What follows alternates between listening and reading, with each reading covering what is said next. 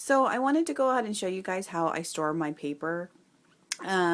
This is what I purchased. I normally go ahead and store my 12 by 12. That's normally all I buy.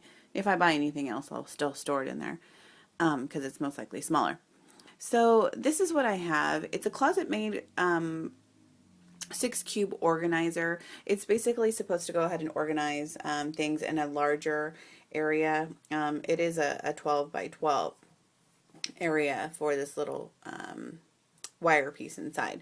So basically what I did is, and I got the closet-made one, let me just say this, I got the closet-made instead of the Rubbermaid one because the Rubbermaid only, it didn't allow you to make up to 6 cubes. So for, I think it was 20 bucks or less, I was able to make 6. So it's kind of more bang for your buck if you get the closet-made, if you're doing it specifically for this.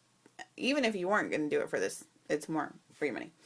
So, what I did was, I did the same thing that the other people normally do.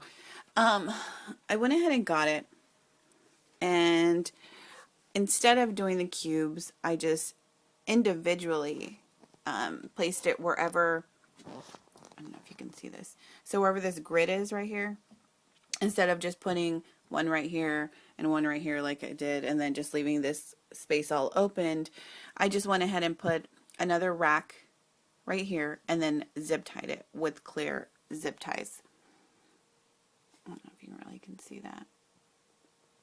So they're just clear zip ties, and then I cut them, you know, I cut them as close as possible. So, of course you really don't see it from afar. I mean, it's white, and I got the zip ties as clears, and you really can't tell that much. So this is the paper storage that I have. So the thing that I did different is I didn't leave a space open. I could have, I guess, and lost out on one more rack of putting paper and then just left it open because I had you're going to have a lot of these left. I didn't throw mine away just in case. If I didn't want it for this later on or something, I can always just reuse it and have it for something else in my pantry. So I just went ahead and did it for all sides, as you can see. I'm sorry. I know I have stuff in the way. Here's another clear one. There's clear all in the back. So this is just all my 12 by 12 storage. I just put it in here.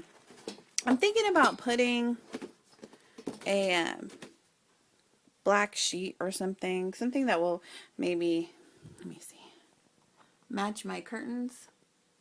I have Demir curtains in here, and maybe at Hobby Lobby or something they have something that will go ahead and match it. Because I hear a lot of people saying that paper will fade. I've never had a problem with paper fading. I mean, this is my light. This is my chandelier in my room, and I don't know. I guess I don't know. I've never really had that problem, but